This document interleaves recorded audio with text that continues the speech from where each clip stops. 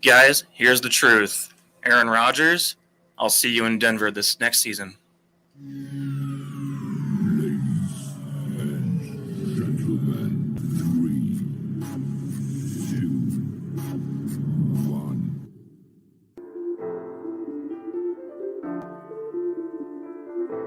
Welcome into the Sports Buffoons Podcast.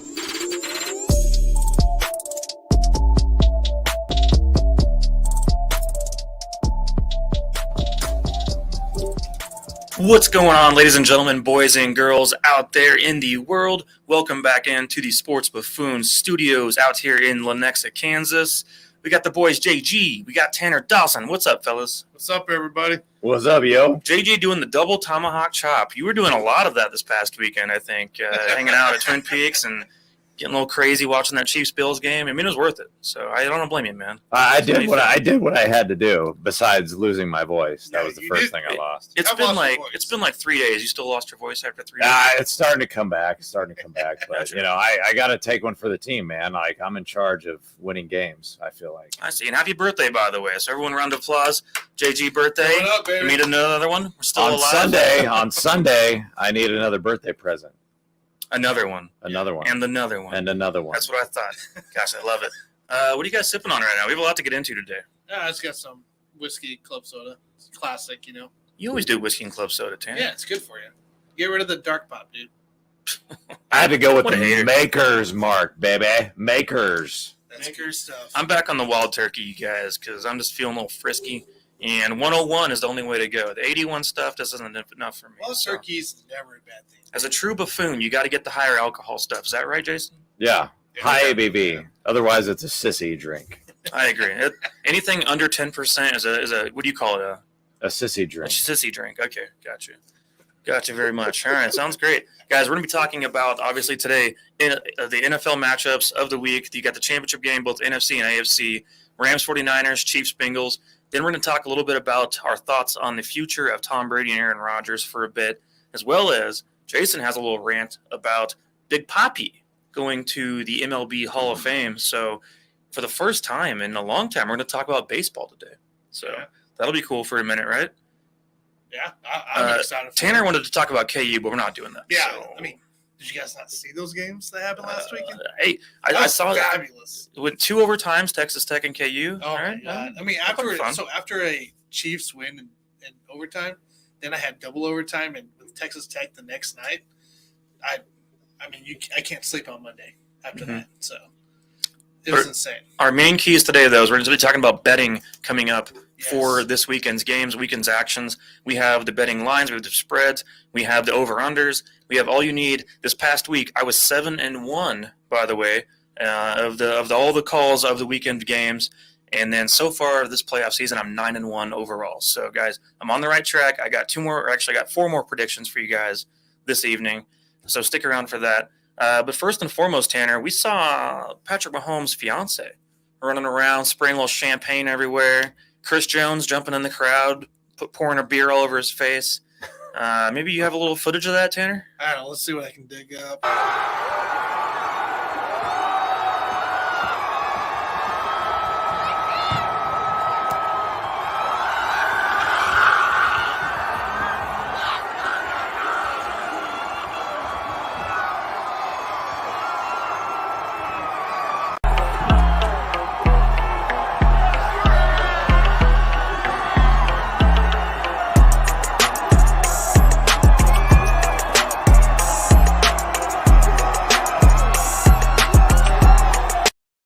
Now, JG, I could see you doing something like that. Damn, dude. The only question I have is, would you rather celebrate early, like the Buffalo Bills, or would you rather celebrate like that? Or even like this, man. Like there's another one. You saw the Bills sideline already hugging each other, high-fiving with 13 seconds left. They were starting to wave goodbye to the Chiefs fans. Chris Jones does it right.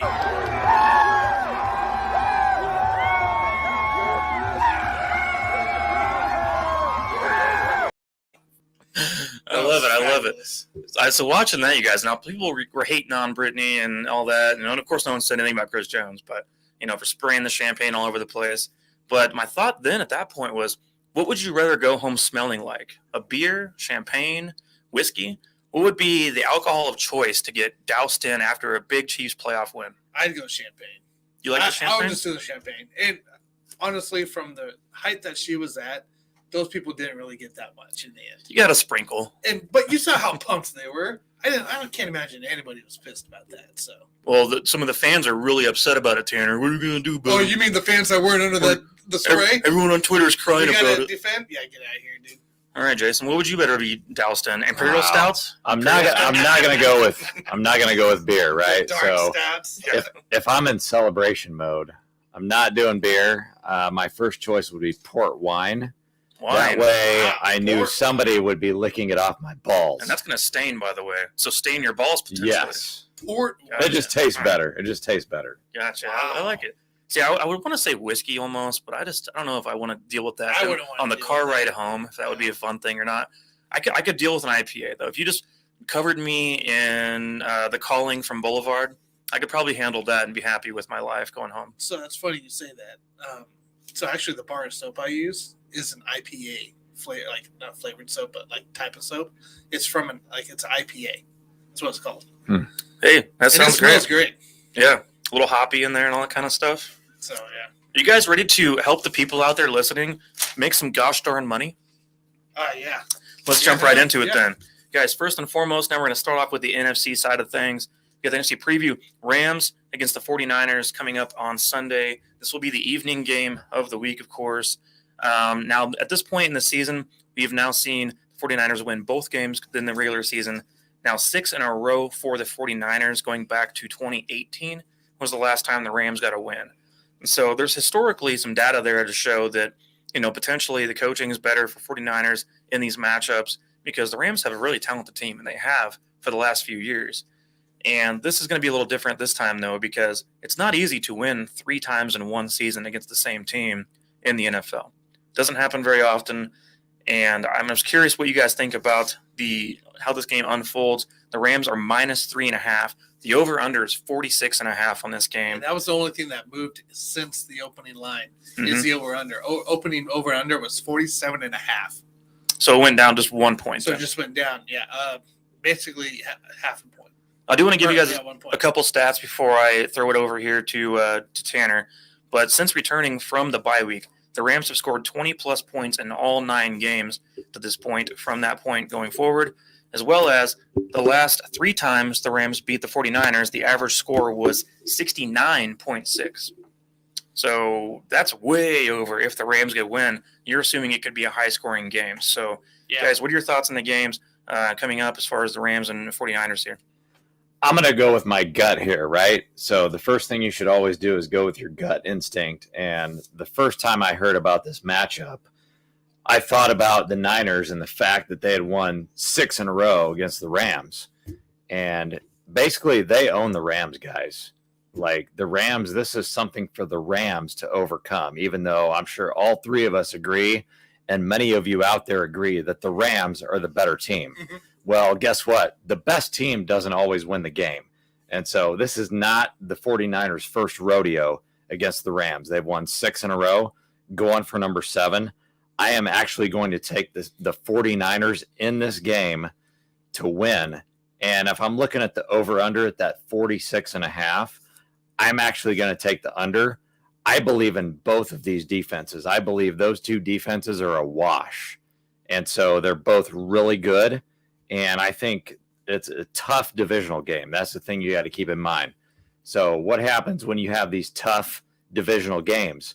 It's not always the best team that wins. San Francisco is going to run the ball all day long. And so that will limit the opportunities for that Rams defense to put pressure on Jimmy Garoppolo. What did we say about Garoppolo?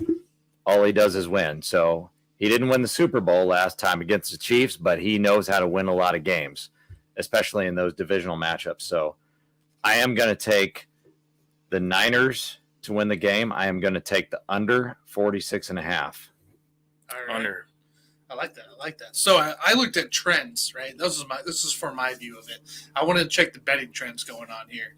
So San Francisco is 5-0 straight up in the last 5 games when playing the Rams. San Francisco is also 6-1 against the spread in the last 7 games. LA Rams is 7-1 straight up in the last 8 games, and the total has gone under in 5 of the LA's last 6 games at home. If you think about it, the one game of those 6 games was the 49ers finale at Rams that the 49ers won. For me here, I'm picking I'm picking the Niners to cover, Niners to win, and I'm also picking the over based off that last matchup. So, like, it was under the first time, but that was like week 3, week 4. It was total different teams entering that last week. So I'm going the over. I'm going to go ahead and go the over of that 46, and I'd say they definitely get over that match. So if we have the over and the 49ers win, then you're saying it's going to be a game where the Niners offense wakes up. Niners, yeah. Essentially. And the Rams are consistent game to game to game. Mm-hmm. We all know the Rams offense is great, but can they be consistent? And that's the issue that we got to see. So I still think this is going to be a highlight of an offense, but there's going to be some great defensive plays in the matter too. Yeah, there has to be, absolutely. I mean, you got Aaron Donald, of course, the defensive. He's every year he's in the mix of being defensive player of the year. So he's a guy that you always have to account for.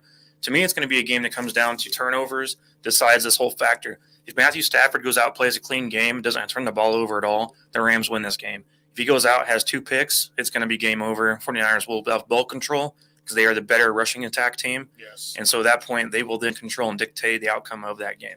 So it's going to come down to turnovers without a doubt. But with that said, I still believe in the Rams because I'm going to take the better quarterback at the end of the day, which to me is Stafford over Jimmy Garoppolo. And so I like the Rams actually at -3.5 on this game. Wow. I like the Rams to cover that, and I also like the over of 46.5 on this game. So I'm going to go both the over as well as the Rams covering the 3.5. I do think this could be within a touchdown, of course. 49ers aren't going to just get ran over, I don't believe, because they're too good of a team to allow that, I would say. But I do want to say a couple more things. The Rams are 6-2 against the spread over the last 8 games. So you have a 75% win rate at the last 8 games against the spread. And the 49ers, to contradict my own statement, are 5-1 against the spread in the last 6 games. Oh, okay. As 6-1 the last 7 games. As road underdogs. Road underdogs. So 5-1 against the spread the last 6 games as a road underdog. So you're telling me 5 of those wins out of the last 7 games is road wins? Like against the spread? Right. Wow. So That's basically impressive. when they're on the road, they play tough and they will at least cover the spread. At this point, they're hitting an 83% hit rate on that. There we go. But in this specific game, I like the Rams to turn the tables here and finally get a win after losing 6 in a row to the Niners on this one. So we'll see and stay tuned. Of course, we're hoping to be watching that game with our own house money of just sitting back and enjoying after a potential Chiefs victory. And so we're wanting to sit back, see who the Chiefs could be playing in the Super Bowl, not really have to worry about it too much because that's the evening game. The early game at 2 p.m., of course, is the Kansas City Chiefs going over to, or not going over to, but the Bengals are coming out to Kansas City to face the Chiefs this time. Chiefs are favored right now. -7 is the current spread on that game. And that's an interesting one. That's not an easy one to pick whatsoever. The over-under is 54.5. I will say this. The Chiefs have now hit the over 7 straight times now in a row. So the last 7 games, every time it's been on the over of their betting odds. So I do like that quite a bit. The last 5 home games, they have hit over the last 5 games at home. So 5 at home plus 7 overall then Yes. too as well. So the over seems to be, and 54.5 sounds like a big steep one, right? It sounds crazy, but it's doable. It opened at 51.5. Mm-hmm. So since then, they moved over to 54.5. Right. And their opening line for bets is 6.5, so now it's 7. So that didn't really move too much, but that over-under did. Bengals this season are 12-7 against the spread, by the way, and they're currently on a 6-0 against the spread streak. And so with that streak in mind, when we have a Chiefs -7, this is going to be interesting to see how this unfolds. I like the over in this game too, and I also like the Bengals to cover. So I'm going to say Bengals are within 6 points or so of this game. What do you guys got on this one? Well, I'll go ahead and throw out my easy money bet of the week. And so you just mentioned the over-under at 54.5 and how you thought that seems a little steep. I actually think it seems a little bit low for this Yeah. game because you're dealing with Patrick Mahomes and Joe Burrow. And I know Joe Burrow, not a lot of playoff experience. He's a young quarterback, but like you said, KC has hit the over 7 consecutive games. I look at what Cincinnati is going to do in this game. So Joe Mixon was against Tennessee, 14 for 54 rushing, but he was also 6 receptions for 51 receiving yards. You've got a lot of weapons on both sides of the ball here. So the Bengals, they've got T. Higgins, Jamar Chase, Tyler Boyd. And so the way I look at it is it's like it doesn't really matter to me if this is a comfortable win for the Chiefs or if it's a narrow win for the Chiefs, or even if you guys are out there thinking that the Bengals might have a chance to win, it doesn't really matter to me. This will go over the 54.5 in all 3 of those scenarios. So, I could see a scenario where it's 38-17 Chiefs, where they just run over them. You're still going to hit the over. 31-28, close game. The only way I can see the Bengals winning is if it's still a high-scoring game. Maybe the Bengals get lucky and win by 2 or 3 points. But this is my easy money bet of the week. You're going to take the over. You're going to bet $1,000. If you don't have $1,000, you should bet $500. If you don't have $500, just throw a $20 bill out there or whatever you got. $10. Yeah. $10. $10. Throw $10 at it. $10, baby. Yeah, I like that quite a bit. So I like that advice quite a bit. I think we're on the same page on the over-under between you and I, Jason. What do you got, Tanner? All right, so I'm actually picking the Bengals to cover this line. Cover? But Chiefs Okay. win. So Bengals actually 7-1 against the spread last 8 games on the road. So they're really they do really good against the spread on the road, which concerns me. And as I told Mike last week, and Jason here, Bengals are the luckiest ass team in this playoffs right now. Period. I don't think they should be where They're at. better than what they were They presented, should Tanner. not be where they're at. So I think they cover. I think the Chiefs still win. I think they cover because of garbage points in the end. And I am going to go over on that 54.5 as well. I do believe that this will be a high scoring game. Tyron still questionable. He may play, may not play. And the Bengals are kind of beat up on defense as well. So it could be an offensive fight again. But I'm excited. It's going to be an exciting game regardless. So we're all on the same page, then. You'd like the Chiefs to cover or the Bengals to cover that? I mean, I do like the Chiefs to cover. I don't really want to say a whole lot on the show because, I don't want to jinx my favorite team or anything like that. But I'll put it this way. It's not going to surprise me if the Chiefs cover. And really, it's not going to surprise me if the Bengals cover either. I mean, if I had to somebody holds a gun to my head, yeah, I think the Chiefs will cover. But that's not something I really want to get involved in because I'm going to bet the farm on that over-under. Gotcha. And so it sounds like at least Tanner and I are on the exact same page on both the Bengals to cover, but the over-under to hit the over on that game. Yeah. So, but guys, let's reverse back here for just a moment. Back to that Bills game and just the wildness that was of that. And I think it was one of the best Patrick Mahomes games of all time. And it was one of the most exciting games we've ever probably been a part of. Just the atmosphere and, the environment of, going down at the very end here, 13 seconds left after back and forth. And then you have, quick play of Tyreek Hill against 19 yards. And then the throw to Travis Kelce after Travis had told Patrick before the play, I'm probably just going to run up the seam here again. Do it, Kels. And do it, Kels. And so he did it. And then, it was another 25-yard gain. Boom, they were in field goal range. And, what's funny is this game obviously ended up going to overtime. And Chiefs got the ball, went down the field, matriculated the ball down the field, boys, and ended up getting a touchdown to cap off the end of that game. And what's funny about that is that it was a few years ago, 2018 as a matter of fact, where the Chiefs had that exact same thing happen to them against the Patriots. And Eric Berry was getting his ass whooped by Rob Gronkowski, the old ghost of Eric Berry at that point of his career. And fans were mad because, the Chiefs didn't have a chance. And we knew with Patrick Mahomes, if he just had one shot with the ball, that he was at least going to tie it up or, at least potentially win the game at that point. And now it's a big uproar about, maybe we should consider changing the rules. Well, the Chiefs tried to change the rules that offseason. And now we're looking at this going, we should try to change the rules. But, it's like, so what? We were told back then just get your defense better. And we did. We got our defense That's better. what we did. We got our defense better. And now we're looking at the Bills, who are the number one defense in the entire NFL, and we drive down their throats 3 times in a row, and then you're going to say, oh, it's not fair. Okay, all year long, you guys had the number one ranked defense. And then this happens, and now it's like, okay, well, maybe you don't get your defense better, but you got to suck it up now because you voted against what Andy Reid wanted and proposed just 3.5 years ago. That they did. So I just think throw that out there. it's a scenario where, and we've talked about this before, we all knew that their defense was overhyped based on their strength of schedule. Correct. And we can talk about it every single week, but it's almost like a situation where when you're in the moment, you're the Buffalo Bills, you look up at the rankings and you're like, oh my gosh, we're the best defense in the NFL. You look at Pitt, And right? you don't have grips with reality.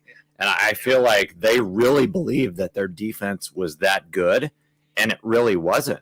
Whereas everybody else that's watching from the outside, we could clearly see that, it's not as good as you think it is. Well, they struggled against a lot of teams as well in the season, right? Titans, they lost. Mhm. They Jaguars, they scored 6 points, Yeah, like stuff like that. So you allowed 9 points, but you could. they allowed 9 points. They allowed 9 points. 6 to 9. Yeah. It's pretty nice. Tanner's favorite number. But it's just I just don't get it. I don't get where the hype was. Like, it was a great stat, sure, on paper, great.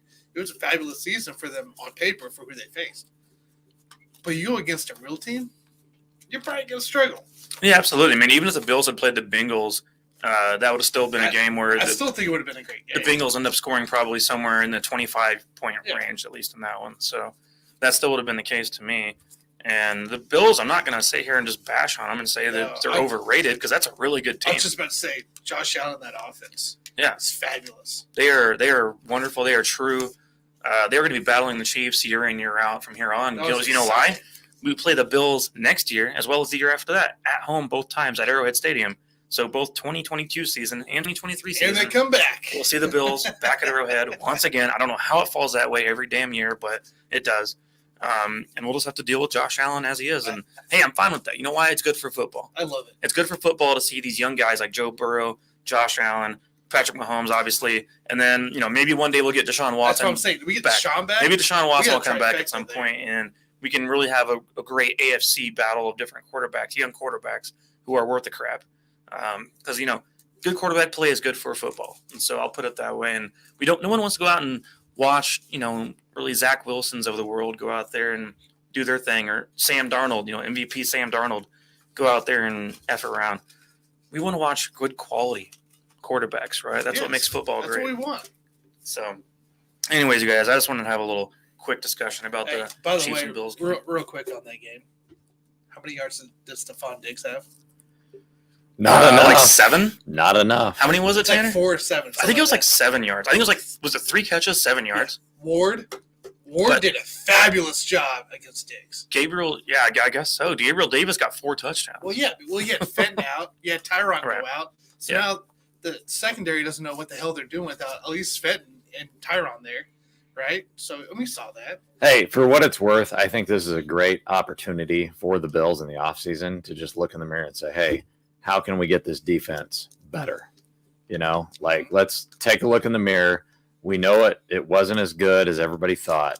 Let's make this defense better and run it back next year and see what we can do. That's all you can do. That's Happy to better. That's more. There's more value in doing that than there is at complaining about the overtime rules. Correct. Guys, let's talk about Tom Brady and Aaron Rodgers here in just a minute. But first, I want to give you guys my Mount Rushmore of Patrick Mahomes' top games so far of his Chiefs career. Jason, I'm going to steal your thunder here for just a minute. I know. Usually it's a Jason thing here. Number 4. You have the Chiefs and the Rams, 2018, going back to Mexico City. Here, this game, Patrick Mahomes, obviously his first year starting, at 6 touchdowns in this game, 3 interceptions, threw for 478 passing yards in this gosh darn game. Put up 51 points of offense, and as well as an extra, I think it was like an extra 30 or 40 yards rushing in that game too. He had over 500 yards of offense, and this was one of the best games I've ever witnessed just as a fan. Now, the referees in that game, I'm not a big fan of, but we'll save that for a later date. We've already talked about that We in don't the need past. to go there. We don't need to go there. So, Chiefs-Rams 2018 is my number 4. Number 3. We have now, at this point, Patrick Mahomes' second ever NFL game as a pro player. I mean, when the Pittsburgh Steelers put up 326 passing yards, 6 touchdowns, that's disgusting. 154.8 quarterback rating in that game. This is nuts, guys. His first 2 games in the league, he had a total of 10 touchdowns and no picks already at that point. And just remember, Pittsburgh at that time was still our Achilles heel. Mm-hmm. We were just coming off that loss, or I believe that loss the previous year, right? Mm-hmm. And they were Achilles heel. We didn't do well against them the last couple of years, so that was huge for him to come out and just blow them out. Well, we all know Pat's the hex breaker, so anything that was like a negative or some kind of a bad omen with the Chiefs, Patrick Mahomes is the reason why that's now broken. So Patrick Mahomes and Pittsburgh Steelers 2018, guys, that game was something of beauty. Now we have number 2. Patrick Mahomes going against the Tennessee Titans in the playoffs, 2019 season, obviously, leading up to the Super Bowl, 294 yards in that game. But most of all, it was the comeback. It was the fact that we got on fire. Remember that deep pass to Sammy Watkins there at the end of the game that solidified the Chiefs' win to move forward going into the Super Bowl at that point, because they just came off of a win against the Houston Texans, obviously. Then the Titans was the next one.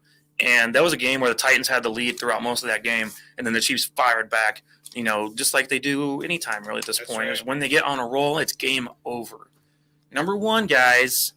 That's right. I said number 1. We just witnessed it, goddammit.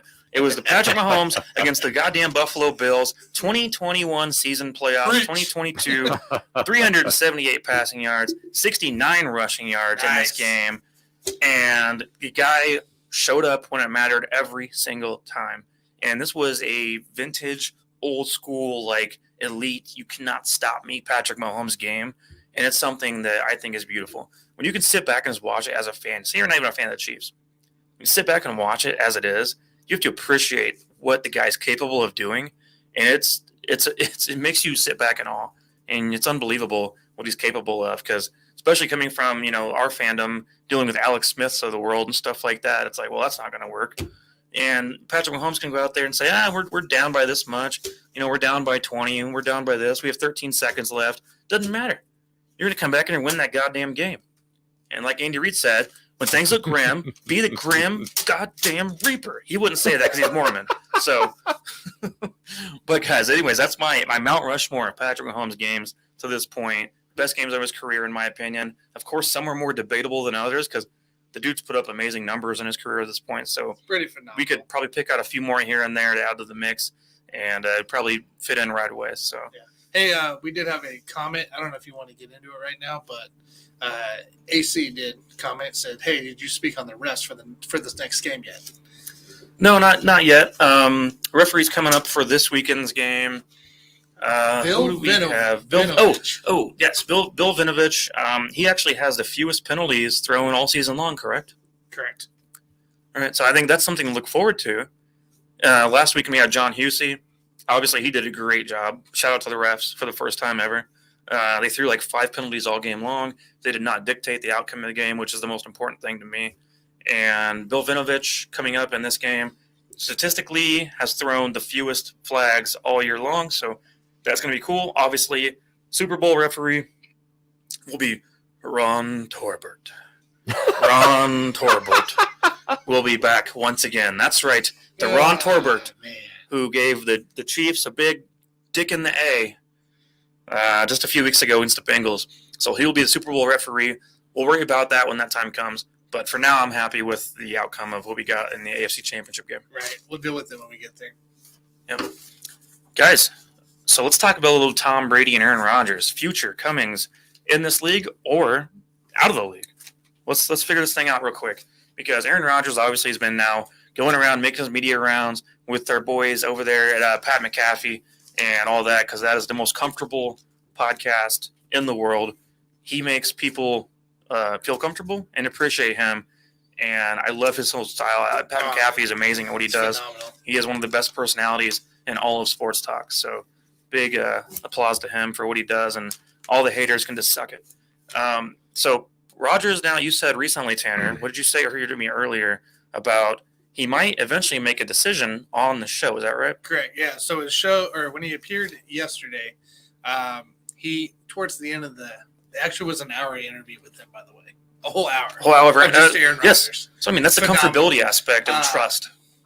and they went all over the place. But essentially, towards the end of the interview, he stated that, hey, I might show up and announce it on your show. And he might do it in studio too. And Pat's like, hey, you're more than welcome. We can do whatever. But he's also Pat, where he's like, hey, if it doesn't happen, it doesn't happen, kind of thing. But yeah, Aaron Rodgers said, hey, this might be the spot where I announce what my future is. And he said it will be sooner than later. It'll be most likely before free agency starts, because he knows it's not fair to the team. He knows it's not fair to other guys, Devontae, if he doesn't get tagged, for instance, and some other players. So he wants to respect their wishes as well, of knowing what the hell is A-Rod going to do. So, but yeah, that'd be kind of cool though to see him announce it live. Yeah, and it'd be big props to the show of Pat McAfee's show too, because like that's the thing, they've built so much trust over there, and Rodgers always knows he has his back at this point, and those guys are buds, obviously. And I think having that trust factor where Rodgers with the media has been, castricized at this point. Oh yeah. And so he's just like, well, screw you guys. I work with the media. I'll talk to my buddy. Essentially, is what it is. AJ and Pat every Tuesday. Yeah, exactly. Why not? So, what are thoughts? What do you have any thoughts, Jason, about Rodgers? Currently in the future, is he overthinking his future, or is he have something in mind that's going to work out for him? Well, if we're saying move, stay, or retire, he's certainly not going to retire, because he's going to look like the biggest bum on the face of the earth, because he's sitting there looking up at TB44, who's getting ready to turn 45 years old, and Aaron Rodgers is only 39. So retirement is out of the question. It's just he's got too much more to give to the game. And so I think for Rodgers, I think he's going to move. I think when you look at the Packers, the special teams just wrecked that game. I know there was some bad weather going on there, but, they've got to fix their special teams. They're not in the best salary cap situation comparatively to the other teams. And so for me, if I had to take my vote, I think Aaron Rodgers is going to move. And if he's going to move, it's going to be to the Denver Broncos. But there's a caveat there. He's not going to move to the Broncos unless he can go with Davante Adams. Now, the only way that's going to work is if the Broncos can figure out a way to move Courtland Sutton. But for me, the Broncos is the perfect situation for Aaron Rodgers, because if you can go there somehow with Davante Adams, you've already got a great defense.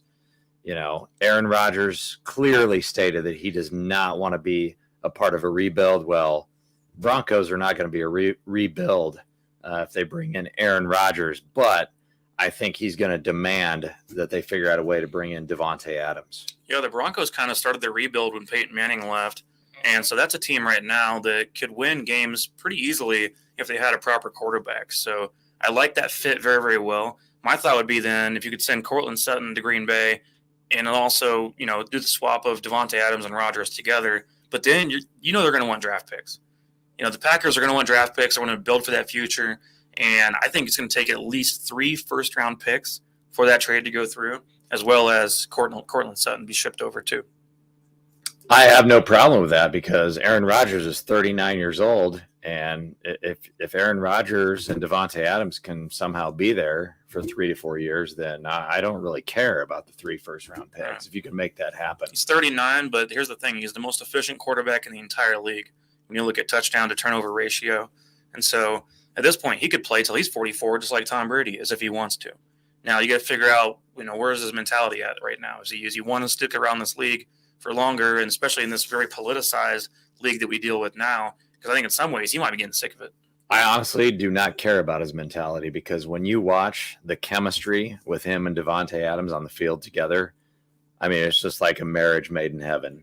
I agree. Yeah. Rodgers knows where Davante Adams is going to be at all times, and those guys have a trust level unlike anything we've seen since probably Joe Montana and Jerry Rice. Well, to me, it's equal to Kelsey and Mahomes at this point, as far as just knowing where they're going to be. Yeah, you can throw that in there. And so That's Kelsey fine. Mahomes, to me, is the equivalent of Adams and and Aaron Rodgers. Difference is Kelsey can't run a 4-3 like Devontae Adams could. But that's the thing, that the Chiefs are the team that you have to beat at this point. And so that's the only way you could do it is with the combo of Rodgers and Devontae Adams. No other team is going to be able to compete with to your that. point, without an elite quarterback, you also got Justin Herbert standing in your way. So that's two really good quarterbacks in your way. So Denver has to do something. Personally, just as a football fan, I would love to see Rodgers go to Denver just to make Denver a challenge once again. Oh, my Lord. Last time the Broncos, as we all know, I love to throw the stat out there, had beat the Chiefs was back September 17th of 2015. It's been that long, you guys.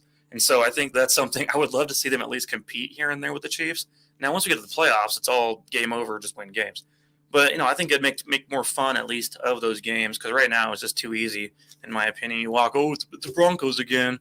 It's like there for a while. It was, we're playing the Raiders. It's going to be an easy win. Well, sometimes the Raiders get a game on us every once in a while. They But show up every now and then. I would like to see, for the sake of a football fan, just good football with great quarterbacks. Mahomes and Rodgers battling 2 times per year would be beautiful, wouldn't it? Next couple of years, that'd be great. Yeah.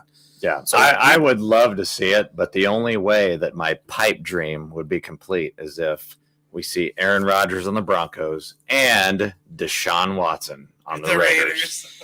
That would blow my mind, dude. I think it would blow everybody's mind.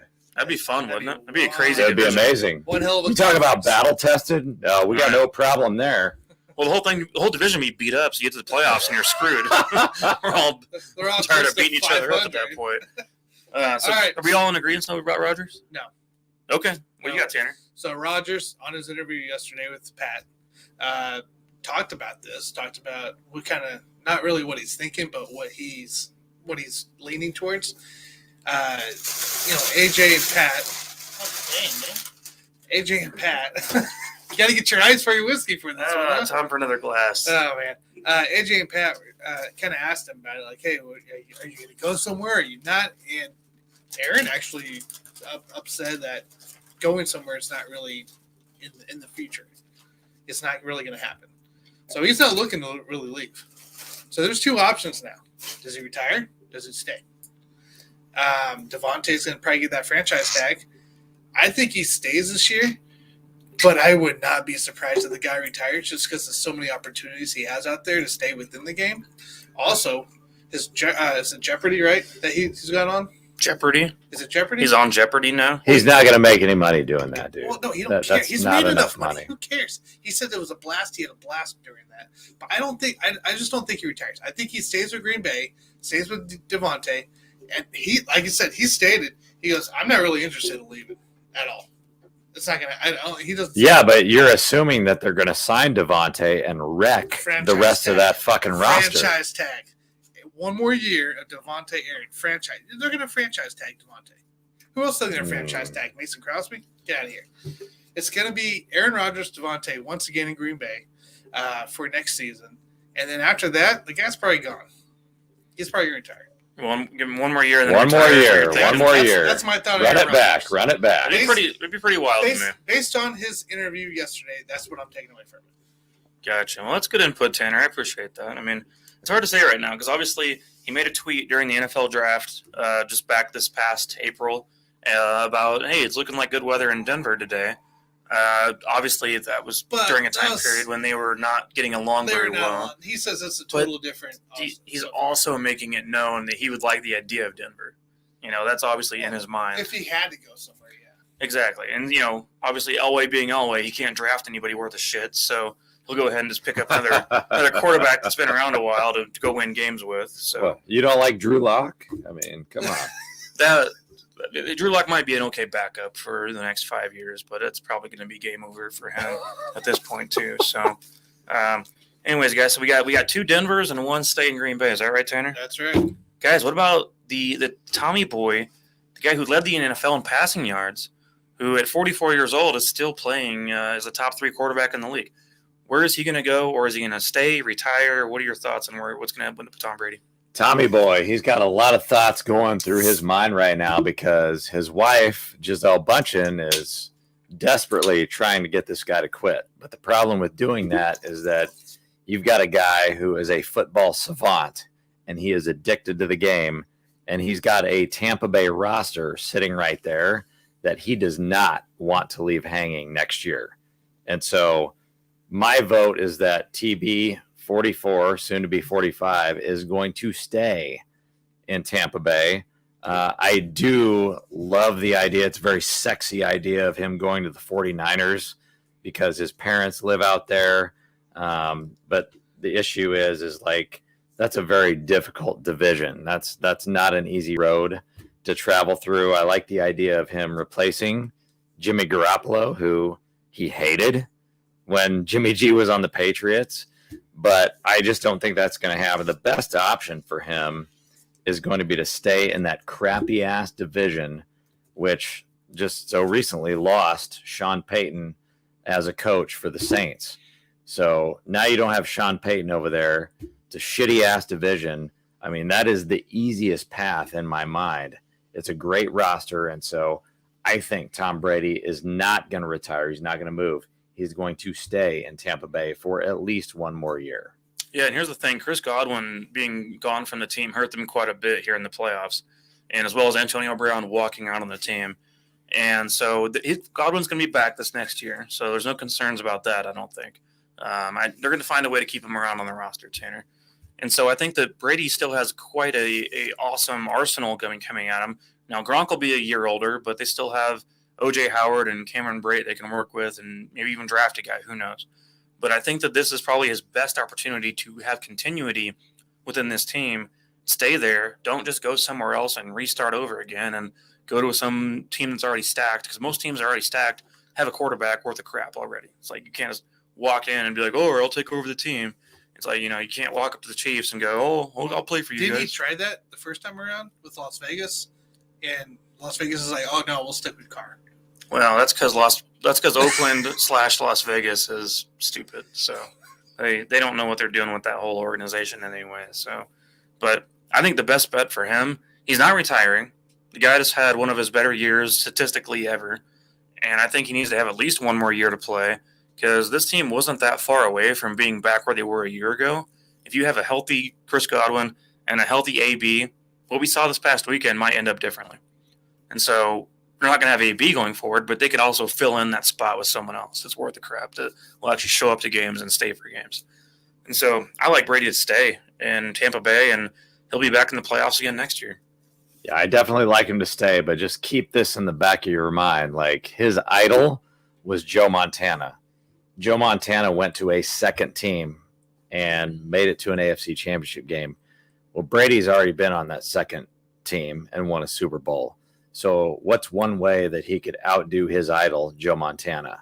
Possibly go to a third team, Joe Montana's first team, the Niners, and try to do it again. Because, you don't think Kyle Shanahan wouldn't welcome him with open arms with that roster and ditch Jimmy Garoppolo and try to make a run. I mean, that's a great roster as well. And I think Tom Brady going to the 49ers, I mean, that would just be like that would blow everyone's mind if he could somehow move over there and try to win a Super Bowl. And then you just ignore Trey Lance for another year? Is that what you'd do? I don't think Kyle Shanahan would really give a shit about Trey Lance. I mean, you could still put Brady in there for a year, and then all of a sudden you got Trey Lance learning behind the GOAT, right? So all of a sudden he's got a role model to look up to for a year, kind of like the way Mahomes looked up to Alex Smith, except you're looking up to the GOAT for a year, and then that might actually help Trey Lance's development if that were to happen. But that's kind of a pipe dream, like I said. But I did want to throw that out there because that, it's kind of like Tom Brady's role model was Joe Montana, and that was his favorite team growing up was the Niners. You know how pissed Jimmy Garoppolo would be if Tom Brady comes in and takes his job, considering Belichick at one point thought Garoppolo could be the overtaker of Tom Brady a few years ago. Jimmy G just kind of strikes me as a guy that really doesn't give a shit. Like, he's willing to go wherever and still continue to win games.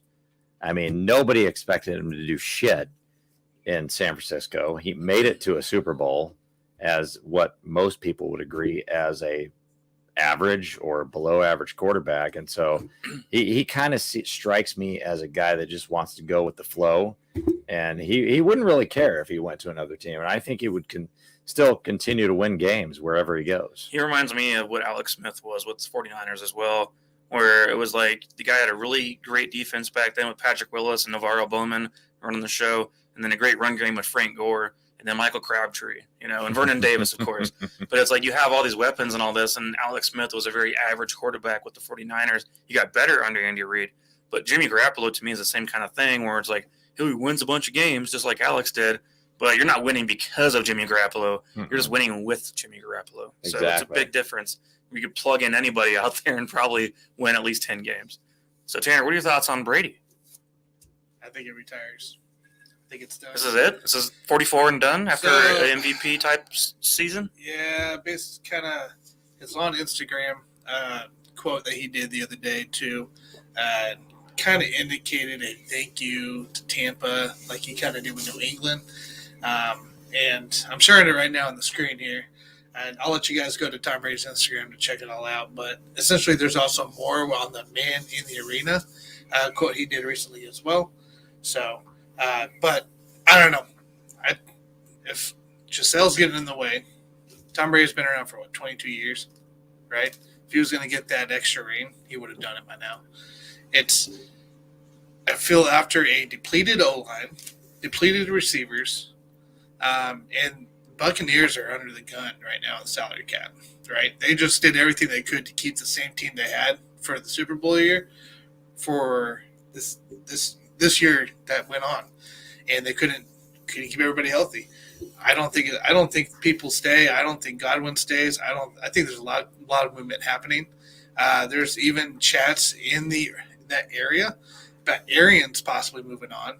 And it's also Leftwich moving on. So there's a lot of chatter going on right now. Obviously, it's too early to tell, but my feeling right now is that he retires. Yeah, the odds right now show Byron Leftwich goes to the Jaguars, which would be very funny to see their former quarterback now being head coach. So that is the current rumor at the moment. So I don't know if that's the right way or not, but then again, the Jaguars just need to have someone that's stable that can just be there for more than, a year or two. That's actually very disturbing because I just had thoughts of, since we're going into a baseball topic later, I just had thoughts of Pete Rose, like playing baseball and then becoming a manager. And now I'm like having thoughts of Byron Leftwich being a coach and then maybe being tossed in there as a quarterback. Yeah, I mean, it's looking possible as far as his old past with the Jaguars. You know what would be funny, Tanner? Bring back Mark Brunell too. We'll have Mark Brunell Fred Taylor's running backs coach. Fred Taylor coach running backs. Let's go. Mark Brunell be quarterback coach, and then we'll have Leftwich be the head coach. I just want to see Byron Leftwich. So David Garrard could be the offensive coordinator. So what are we going to see? I just want to see Byron Leftwich coach himself as a quarterback. Leftwich at Jacksonville and then Kellen Moore take over Dallas. Like, that'd be the weirdest thing ever for former players. No, I like Kellen Moore in Dallas, potentially. That's better than what they currently have with Mike McCarthy. Nah, they got Sean Payton, dude. That's game over. That's probably Sean Payton back. Sean Payton's going to the Cowboys. It's a done deal. He's taking a year off. Look here. If Sean Payton touches television, he's not coming back. Well, here's the deal. He's still under. Exactly like Cower. Why would you say that, though? John Gruden touched television, and then he came back. Yeah, you saw and look how that turned out. I think it pulls into a Bill Cower situation where he goes up there, he touches television for a year, and he goes, screw all that. I'm not going back to the coach. You're not making – he's got the passion, dude. He's too passionate. Peyton doesn't have the personality of a guy like a Gruden or like a obviously coach. They don't have that. He doesn't have that kind of personality for TV. There's a lot of networks out there already offering a bunch of. Yeah, dude. Sean Payton has the same passion that Tom Brady has. They're both coming back. Sean Payton's going to take a year off, and then he's going to coach the Cowboys. Because they have a lame duck coach. Everybody knows that. And here's the thing. He needs a year off because he's still under contract with the Saints. And he just blew a bunch of money on Taysom Hill. Here's the deal. You either trade – now, that's their own issue. You either take a year off, and that's fine, or if you want to go somewhere else, you have to be traded for or released in some kind of way. It's going to be some kind of exchange because the Saints still have the rights to his contract for at least another year after this. So yeah. Just something to keep in mind and throw out there. Well, I mean, we'll talk more about that stuff, coaches, at a later date here. Yeah, so JG, you and I were talking a little bit yesterday about what our thoughts were. We saw David Ortiz is now going to the MLB Hall of Fame, And I think we're all a big fan of Big Papi, right? Yeah. I mean, the guy was fun to watch, and the guy had charisma. And He's I actually enjoyed not bad on TV. I enjoyed his Red Sox whole tenure. I loved watching them win the World Series finally after like 80 whatever years it was. I don't know. I forgot. But all that kind of stuff that came with it, and the bloody sock of all that stuff. He was all part of that whole thing, right? Yeah. Okay. Here's the deal. Big Papi. Here's the deal. Big Papi got big for a reason, right? Yeah. I mean, it helped at least. But he at some point in his career obviously tested positive for COVID. Just kidding. Steroids. That's actually better, right? No. I'm pretty sure it was COVID. Can we go back and look at the tape? Maybe that's why he's now allowed in the Hall of Fame. But meanwhile, Barry Bonds tested positive for the flu. He's not allowed in the Hall of Fame ever because, that whole thing. And so, so my point is, all jokes aside, we have now ran into a situation of the double-edged sword of Barry Bonds, Roger Clemens, and Pete Rose, those kind of guys, being avoided from the Hall of Fame and acted like they've done the worst thing in the world when everyone knew what was going on at that time, especially in the 90s. And David Ortiz comes along, and everyone knows for a fact, and Alex Rodriguez too, knows for a fact he had a positive PED test, right? We're putting him in the Hall of Fame pretty quick. I mean, it's not been that long since he retired. And so why is this double standard going on with baseball right now? And just what are your thoughts on what's going on? And why does this happen? I'm confused. I think the writers that have all of the votes at this point, they are in denial or they already know that they're a joke. So I listened to an interview with Buster Olney today, and he stated that he basically gave up his vote. He doesn't vote anymore. No.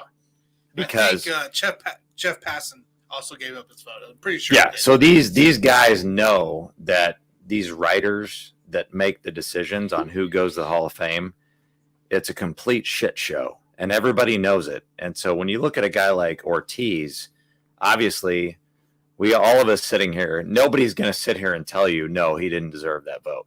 Like, we all agree he deserves to go into the Hall of Fame, although he did test positive back in 2003.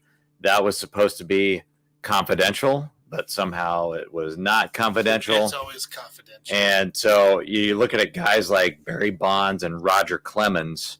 The reason those guys didn't get in and Ortiz did get in is because there is a much higher level of hate for Barry Bonds and Roger Clemens than there is for David Ortiz. Everybody loves David Ortiz. I mean, my gosh, he won 3 world championships, but he's not a guy that you would consider as being the GOAT. We look at Roger Clemens.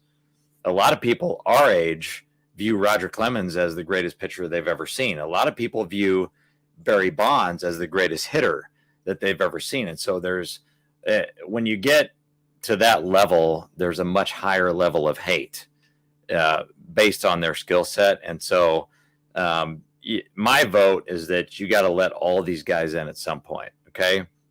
And that's the end game for me.